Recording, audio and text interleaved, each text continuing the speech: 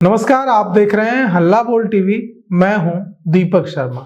सब सोच रहे थे कि अगर गांधी मैदान में 14 या 15 अप्रैल को भारतीय जनता पार्टी के मुख्यमंत्री के शपथ ग्रहण समारोह का आयोजन होना है, बिहार को नया सीएम मिलना है, तो अब तक गांधी मैदान में इसे लेकर कोई आयोजन संबंधी तैयारी क्यों नहीं शुरू की गई।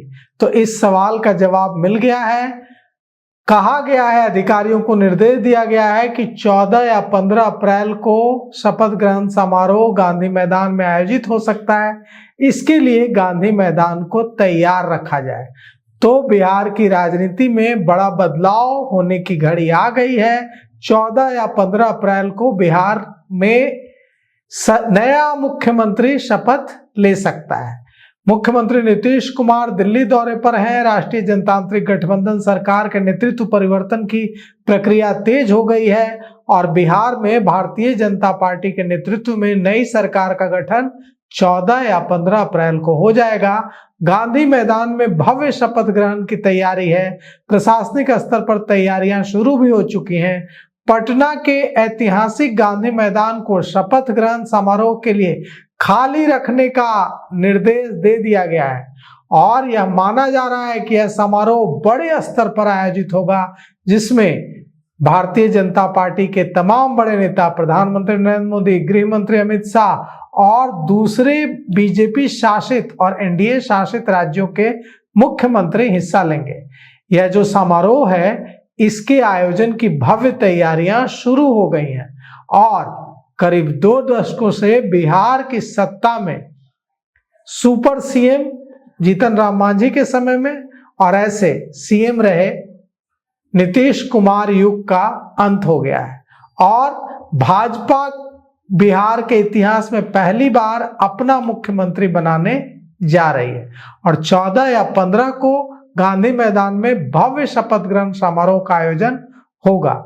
अब तक जेडीयू के नेतृत्व में सरकार चलती रही, लेकिन अब भारतीय जनता पार्टी का मुख्यमंत्री होगा और इसे लेकर कोई इब्बट नहीं है। लेकिन सवाल यह है कि मुख्यमंत्री होगा कौन। सबसे अहम सवाल यही है। तो भाजपा ने बिहार के नए मुख्यमंत्री के चयन को लेकर दिल्ली में कोर ग्रुप की बैठक बुलाई है। इस मीटिंग में मुख्यमंत्री पद के उम्मीदवार पर सहमति बनाई जाएगी और अंतिम निर्णय भाजपा संसदीय बोर्ड लेगा।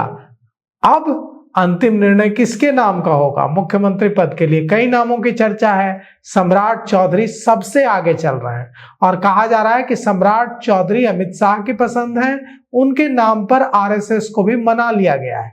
लेकिन एक और नाम बहुत तेजी से उभर कर सामने आया है और कहा जा रहा है कि 14 अप्रैल को अंबेडकर जयंती है और इस दिन भारतीय जनता पार्टी जनक राम, एमएलसी जनक राम को मुख्यमंत्री बनाकर पूरे भारत के दलितों को एक बड़ा मैसेज दे सकती है कि बिहार में भारतीय जनता पार्टी ने दलित चेहरे को आगे किया, दलित को सीएम बनाया और इसका फायदा उत्तर प्रदेश के विधानसभा चुनाव में, जो कि 2027 में की शुरुआत में, अगले साल की शुरुआत में उत्तर प्रदेश में विधानसभा चुनाव है।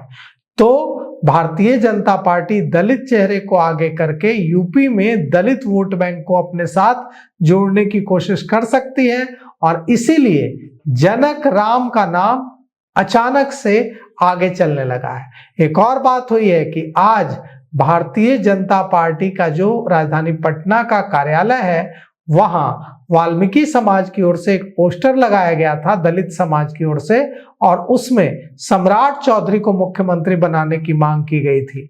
लेकिन दफ्तर के गार्ड, दफ्तर के जो सुरक्षा कर्मी हैं भारतीय जनता पार्टी के, उन लोगों ने आकर उस पोस्टर को फाड़ दिया, उस पोस्टर को वहां से हटा दिया। इस पर भी विवाद हुआ था। तब भारतीय जनता पार्टी के प्रवक्ता दानिश इकबाल ने कहा कि हमें पता नहीं कि पोस्टर किसने लगाया था, हमें यह भी नहीं पता कि पोस्टर किसने हटाया।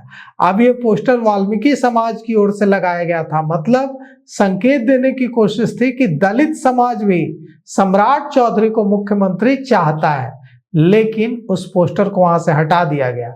अब नीतीश कुमार दिल्ली जा चुके हैं, उप मुख्यमंत्री सम्राट चौधरी दिल्ली जा चुके हैं, उप मुख्यमंत्री विजय सिन्हा दिल्ली जा चुके हैं, तमाम ललन सिंह दिल्ली में है, संजय झा दिल्ली में है, तमाम बड़े नेता दिल्ली शिफ्ट हो चुके हैं और बिहार की राजनीति भी दिल्ली शिफ्ट हो गई है।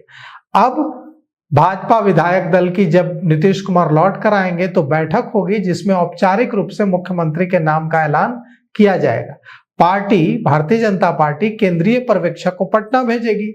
भाजपा के भीतर मुख्यमंत्री को लेकर पूरी तरह अनिश्चितता का माहौल है। हम जब किसी वरिष्ठ नेता से पूछ रहे हैं कि मुख्यमंत्री कौन बनेगा तो वो बदले में वही पूछ ले रहे हैं हम लोग से कि आप ही बताइए, आप लोगों को भी ज्यादा खबर रहती है हम लोगों से, आप ही बताइए कौन बनेगा। तो कुल मिलाकर के बड़े नेताओं तक को पता नहीं है कि मुख्यमंत्री के नाम पर किसके नाम की पर्ची मुख्यमंत्री के नाम के लिए साइन हो गई है, तैयार कर ली गई है। अब भारतीय जनता पार्टी में पर्ची से ही मुख्यमंत्री तय होता है। मुख्यमंत्री कोई विधायक हो सकता है, मुख्यमंत्री कोई सांसद हो सकता है, यह भी हो सकता है कि मुख्यमंत्री अचानक से न विधायक हो, न सांसद हो, न एमएलसी हो। कुल मिलाकर बिहार में सत्ता परिवर्तन की दिशा में तेजी से घटनाक्रम आगे बढ़ रहा है और 14 या 15 अप्रैल को पटना के गांधी मैदान में भारतीय जनता पार्टी का कोई नेता बिहार के मुख्यमंत्री के पद की शपथ लेगा और यह बड़ा क्षण होगा बिहार की राजनीति में भारतीय जनता पार्टी के लिए, क्योंकि अब तक भारतीय जनता पार्टी बिहार में कभी अपना मुख्यमंत्री नहीं बना पाई थी। तो फिलहाल इस पेशकश में इतना ही। आगे की खबरों के लिए देखते रहिए हल्ला बोल टीवी। शुक्रिया।